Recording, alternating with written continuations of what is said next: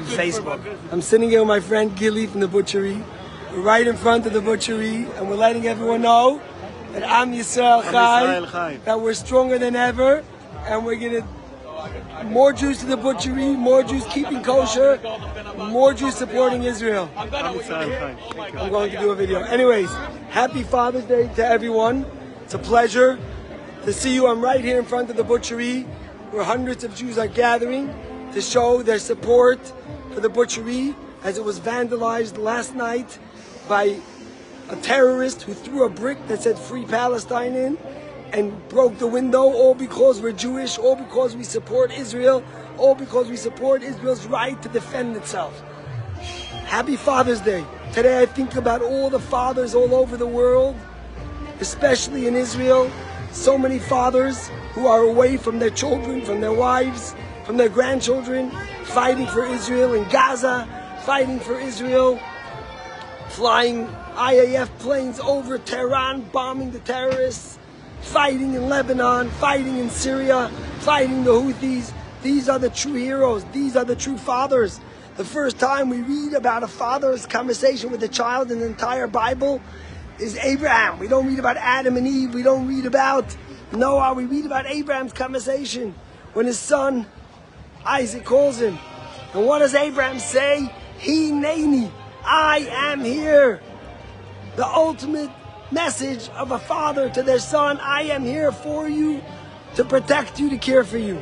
Amir Tibon was an IDF captain, soldier, general, who was with his wife, and he got a call on October 7th. His son says, Abba, I'm with my two children and my wife in the safe room in our house. We're under attack. He lived in Kibbutz Nir Oz.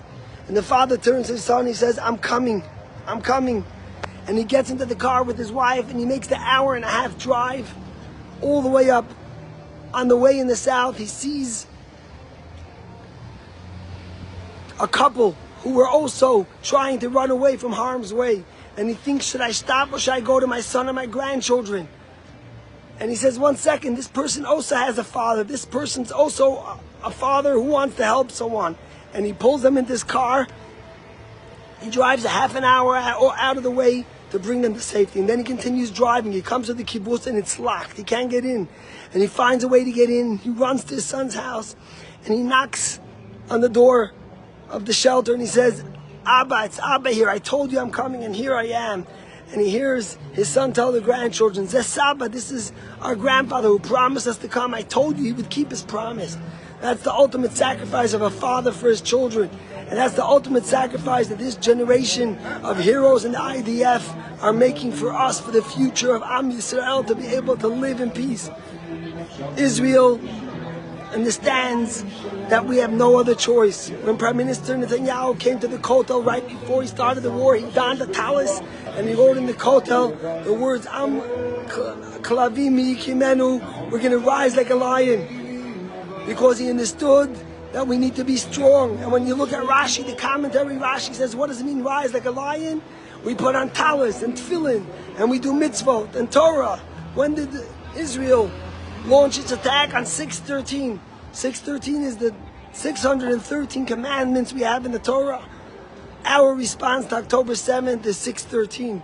Is to do more mitzvot, to do more Torah, to have more faith, to be more committed Jews, to be prouder than ever. This is who we are as the Jewish people. Yesterday in Shul, it was a remarkable, beautiful day. 200 people nearly showed up to pray. And Robert Kraft from the Patriots came to read his bar mitzvah, Haftorah, 71 years after the first time for a second bar mitzvah. He was flanked by 4 generations, him, his son, his granddaughters, and their child. And he spoke to us afterwards, and he said that the greatest strength we have is our tradition, and keeping what we have been doing for thousands of years, that we will continue. And that's the message. The greatest response to 7th of October is 6/13. Be strong. Remember on this day, as we begin the portion of Shlach, the portion when the spies were sent to Israel, and there were 2 heroic spies, Caleb and Joshua, who understood the mission that God wanted the Jews in Israel, against all obstacles, against all challenges. And that's what they did. We won't be intimidated by anti-Semitism. We won't be intimidated by hate. We will stand strong. We will stand committed. And we will win. If you see what's going on over the past few hours in Tehran, miracles upon miracles. Be proud. Be counted. Stand strong. Remember that Am Yisrael Chai. We don't get intimidated. We've been through enough to understand that this won't work. Look what's going on behind me. Here we are. Look at this pride. They're singing a song on the speakers. And the main thing is not to fear, to be proud. Here you go. There you go. Remember, Am Yisrael Chai.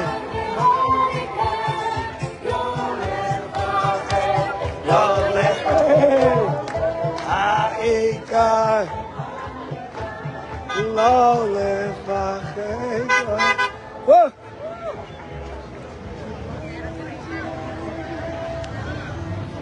Here you go.